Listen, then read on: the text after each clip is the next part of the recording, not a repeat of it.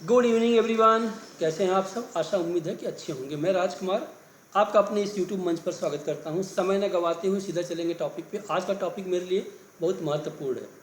महत्वपूर्ण क्या है? मुझे कुछ बताना है, कुछ सिखाना है, आप लोग को अलर्ट भी करना है। मैं बता दूं कि मैं कोई सिविल रजिस्टर्ड एडवाइज़र नहीं हूँ। मैं जो कुछ बताने सिखाने की कोशिश करता हूँ वो सिर्फ और सिर्फ एजुकेशन पर्पज़ होता है। मैं किसी कुछ खरीदने बेचने की राय कतई नहीं देता। तो चलिए बात करते हैं। आज का टॉपिक है हमारा pump and dump. Pump and dump का मतलब एकाएक किसी में हवा भरा गया एक गुब्बारे की तरह, फिर गुब्बारा हल्का सा विस्फोट किया, आ गया नीचे, कहानी ख़त्म। Pump and dump. आज मैं ये क्यों बता रहा हूँ, इसका बहुत बड़ा रीज़न है। पहले आप समझ लेते हैं।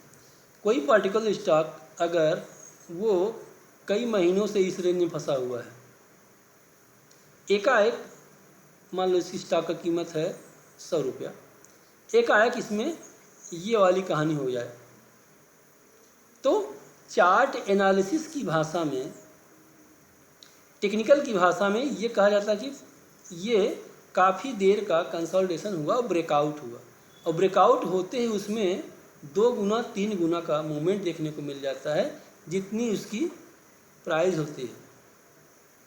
अब मामला क्या है कि एक ये व्यक्ति हो गया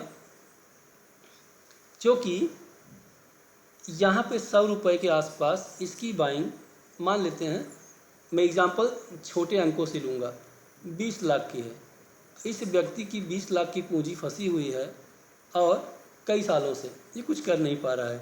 ये व्यक्ति दूसरे व्यक्ति को शामिल करता है कि यार आओ आप भी सपोर्ट करो और इस स्टॉक को ऊपर ले जाओ।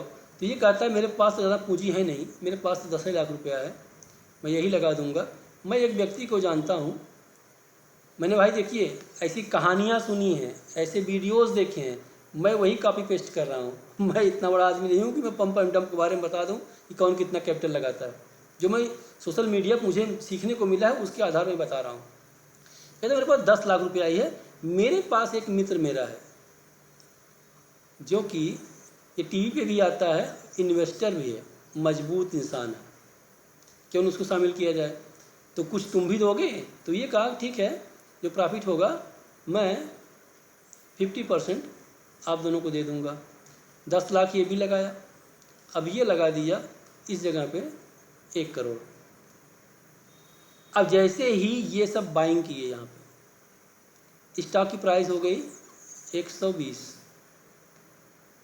सामने वाले बंदे का फ़ायदा होना शुरू हुआ, इनका फ़ायदा शुरू हो गया। अब इनका, अब चूँकि ये 1 करोड़ वाला भाई हल्का फुल्का तो है नहीं, अब ये क्या किया, ये टीवी चैनल पे भी आता है, टीवी चैनल पे भी प्रमोट कर दिया कि फला फला स्टॉक काफ़ी समय बाद ब्रेकआउट हुआ है, इसका टारगेट अब मान लो 100 रुपये का है, तो कुछ ही समय में ये 300 होने वाला है।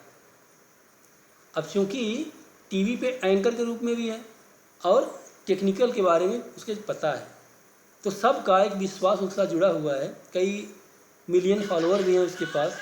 जब इतने बड़े लोगों का विश्वास जुड़ा रहता है, सब आंख बंद करके भरोसा करते हैं, जैसे हर्षद मेहता के कांड में हुआ था। तो लगातार जो छोटे रिटेलर हैं वो भी खरीदना शुरू करते हैं, और यहाँ से 120 से ये 300-350 भाग जाता है। इनका प्रॉफिट ये यहीं से बुक कर लेते हैं, इनका प्रॉफिट ये यहीं से बुक कर लेते हैं, और इनका प्रॉफिट 1 करोड़ लगा के 3 करोड़। उसके बाद फंसते कौन है? रिटेलर, जो छोटे इन्वेस्टर हैं। अब जैसे ही प्रॉफिट हुआ ये अपना निकाले, एक ही झटके में मार्केट जहाँ से वहीं आके खड़ी हो गई। इसे ही कहते हैं पंप एंड डंप।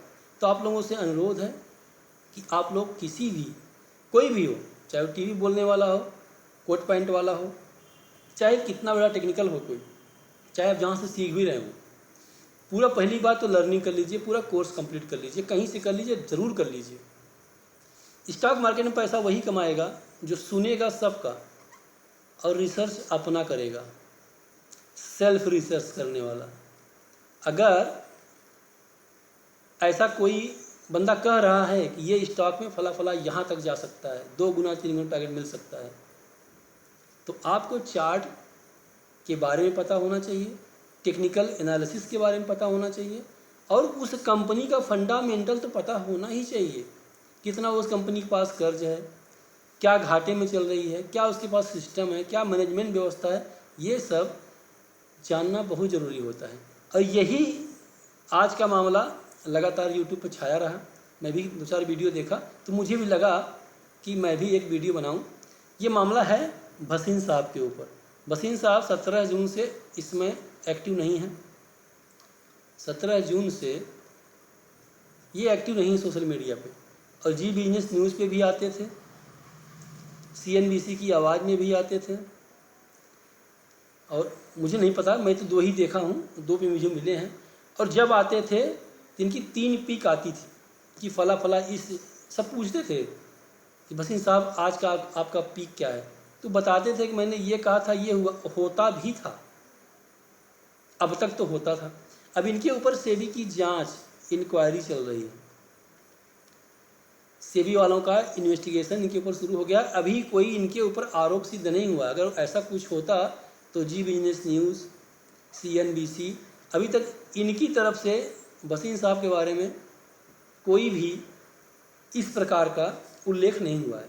अभी तक हम यूट्यूब पे देख रहे थे, काफ़ी लोग बता रहे थे ऐसे ऐसे हुआ है सब, तो जांच चल रही है। तो मेरा इस वीडियो बनाने का मतलब सिर्फ एक ही था कि आप लोग किसी की बात को मत मानिए, स्वयं से स्टडी कीजिए, स्वयं की तैयारी कीजिए, स्वयं का टेक्निकल चार्ट देखिए, तभी अपना पैसा लगाइए, उसके परे मत लगाइए। जब आपको विश्वास हो कि ये बना है, ये हो सकता है, ऐसा 10 में 7 बार होता है, तो आप अपना पैसा लगाइए, अन्यथा पहले लर्निंग कर लीजिए। वीडियो पसंद आए तो लाइक शेयर सब्सक्राइब जरूर कीजिएगा। मिलते हैं नेक्स्ट वीडियो में, तब तक के लिए जय हिंद, जय भारत।